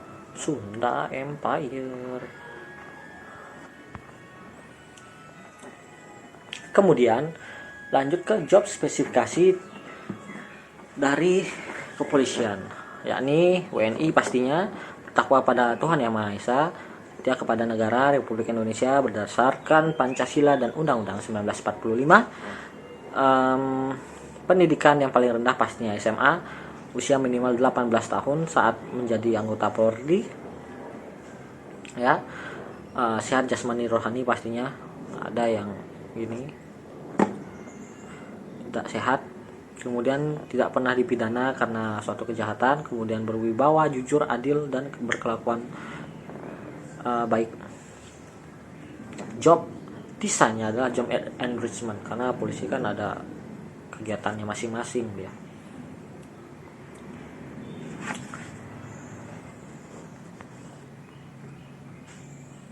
Kemudian lanjut ke Pas Pampres,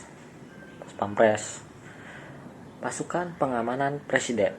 Jadi metode yang saya gunakan, yang lihat adalah observasi, kemudian dilanjutkan dengan wawancara. Kemudian Pas Pampres memiliki job description, yaitu menyelenggarakan pengamanan pribadi VVIP pastinya terhadap presiden maupun wakil presiden saat melakukan pekerjaan. Jadi menyelenggarakan pengamanan dan instalasi yang mengikuti segala usaha kegiatan dalam pengamanan personel material dari presiden. Jadi menyelenggarakan juga pengamanan makanan dan medis VVIP, meliputi segala usaha kegiatan pekerjaan baik secara visual maupun secara laboratorium maupun acara-acara lain yang digunakan untuk menjaga keamanan presiden.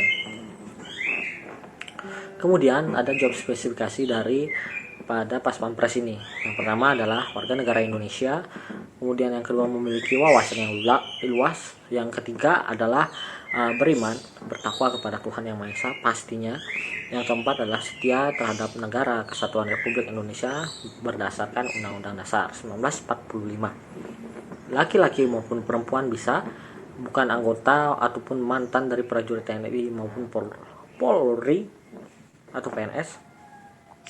Yang keenam adalah memiliki tinggi badan yang sekurang-kurangnya 163 cm untuk laki-laki dan 157 cm untuk perempuan, dan bersedia juga ditempatkan ke seluruh wilayah negara Kesatuan Indonesia.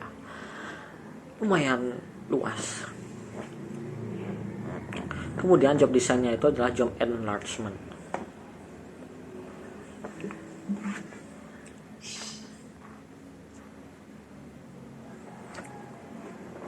Kemudian lanjut ke 8 apa 9 sih, lupa aku.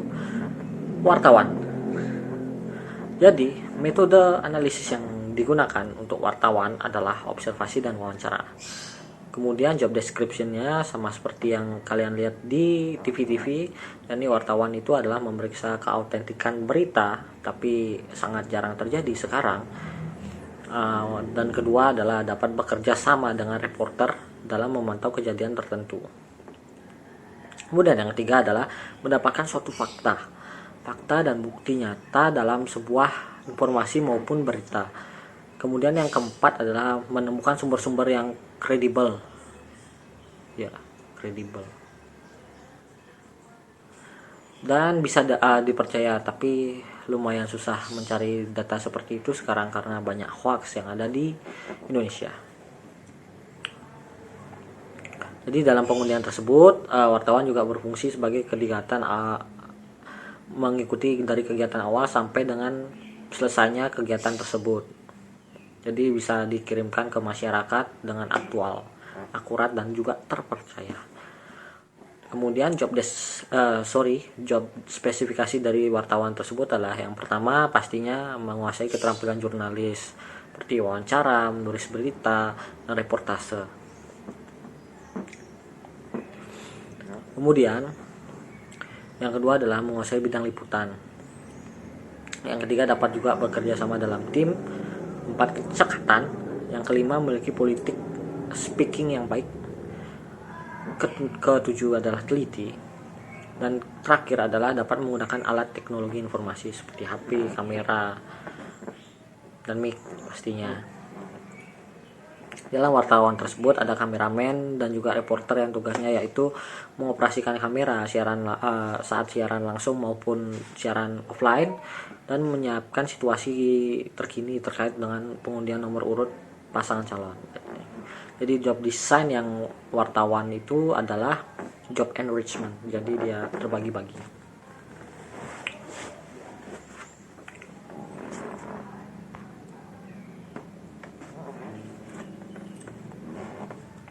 Lanjut ke LO, Liaison Officer.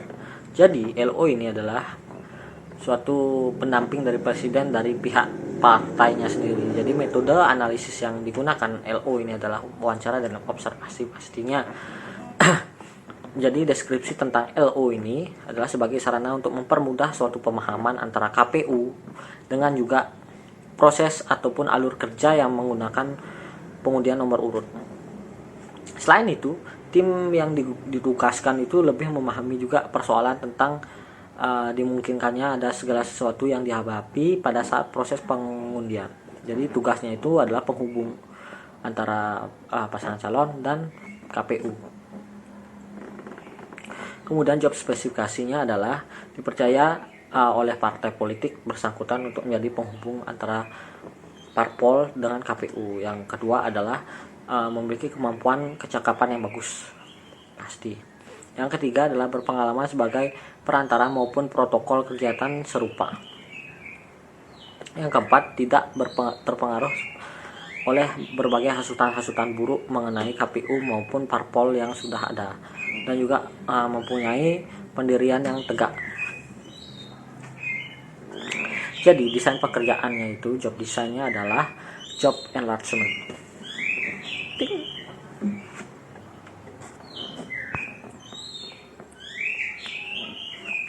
Kemudian lanjut lagi ke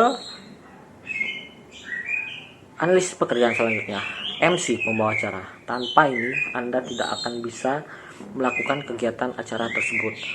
Jadi metode job analisisnya adalah wawancara menurut saya. Di sini ada suatu deskripsi pekerjaan dalam MC. Jadi menyambut hadirin sekalian, menyambut tamu, menyampaikan susunan acara pastinya, mengantarkan jalannya acara sebelum kemudian juga diserahkan kepada moderatornya. Habis itu public speaking yang kemudian ada juga beberapa spesifikasi pekerjaannya itu adalah public speaking yang sangat baik pastinya, memiliki pengalaman juga dan wawasan yang sangat luas, PD pastinya. Kemudian wanita atau laki-laki yang penting berpenampilan yang menarik. Kemudian yang keempat adalah berjiwa kreatif dalam berimprovisasi jika ada salah. Kemudian job desainnya adalah job enrichment. Oke. Wah. Kemudian lanjut lagi ke Bawaslu.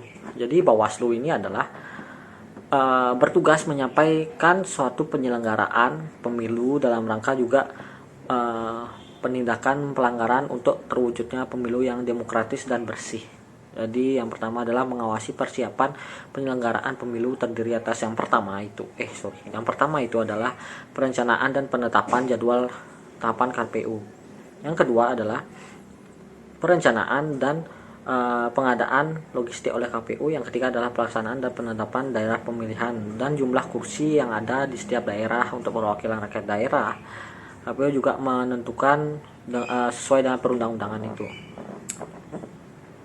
Yang keempat ada sosialisasi menyelenggarakan pemilu, dan yang kelima adalah pelaksanaan tugas pengawasan yang diatur dalam ketentuan peraturan pemerintahan. Kemudian dalam mengawasi pelaksanaan tahapan penyelenggaraan pemilu ini terdiri atas yang pertama itu pastinya ada pemutakhiran dalam pemilih dan penetapan daftar pemilih sementara serta daftar tetap. Kemudian yang kedua adalah penetapan peserta pemilu. Yang ketiga adalah proses pencalonan sampai dengan penetapan anggota Dewan Perwakilan Rakyat maupun daerah, DPRD dan lain sebagainya. lanjut ke pelaksanaan kampanye, terus pengadaan logistik dan pendistribusian lainnya. Yang ketujuh adalah ada pergerakan surat suara di berita acara perhitungan nih, dan sertifikasi hasil dari suara tersebut. Kemudian pergerakan surat dari tabulasi perhitungan suara tersebut dari tingkat TPS sampai ke TPU harus dijaga.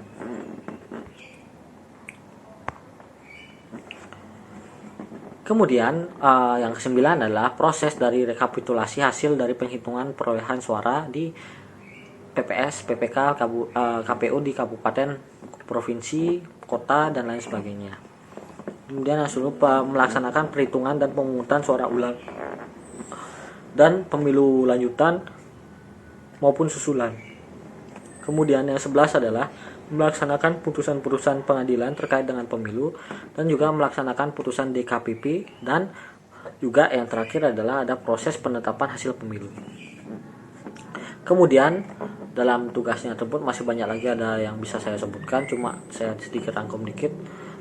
Mengelola dalam memelihara, merawat dan arsip dokumen dan melaksanakannya penyusunan berdasarkan jadwal retensi arsip yang disusun oleh Bawaslu oleh Andri. Evaluasi pengawasan pemilu pastinya, menyusun juga laporan hasil pengawasan penyelenggaraan pemilu, dan juga melaksanakan tugas yang lain yang diatur dalam ketentuan peraturan perundang-undangan tersebut. Jadi dalam spesifikasi Bawaslu ini, yang pertama pasti WNI lah, minimal 25 tahun, terus setia pada Tuhan Yang Maha Esa, setia pada Pancasila, UUD 1945, Bhinneka Tunggal Ika, dan cita-cita proklamasi kita di 17 Agustus 1945. Kemudian yang ketiga ada mempunyai integritas yang sangat tinggi, kemudian berpribadian kuat, jujur, dan adil. Kemudian berpendidikan paling rendah sekolah menengah atas dan sederajat. Mampu secara jasmani dan rohani juga, dan bebas juga bebas dari penggunaan narkotika. Kemudian mengundurkan diri dari keanggotaan anggota politik sekurang-kurangnya 5 tahun saat mendaftar. Mengundurkan diri dari jabatan politik atau di bidang usaha negara, badan usaha milik daerah, dan lain sebagainya saat mendaftar pastinya. Tidak pernah dipidana penjara selama 5 tahun atau dan lebih, dibuktikan dengan surat pernyataan tersebut. Jadi bersedia bekerja penuh waktu pastinya dalam surat pernyataan, bersedia juga tidak menduduki jabatan politik maupun pemerintahan atau badan lainnya, kemudian tidak berada dalam ikatan perkawinan dengan sesama penyelenggara pemilu tersebut. Hebat ya, bisa loh dia kayak gitu, tidak cinlok. Kemudian job desainnya adalah job enlargement. Nah guys, cukup sekian dari penjelasan saya di sini. Kalau saya emang banyak ada AO-nya atau gimana-gimananya atau hohahengnya, ngawur ngidulnya, mohon maaf, karena saya juga masih belajar. Mohon maaf juga kepada Bapak Agus Ganesha ketika saya menjelaskan ini saya kurang bagus dalam mempresentasikannya. Mohon maaf apabila ada banyak salah atau kata-kata saya ada salah, mohon maaf juga. Saya tutup dengan terima kasih dan pau.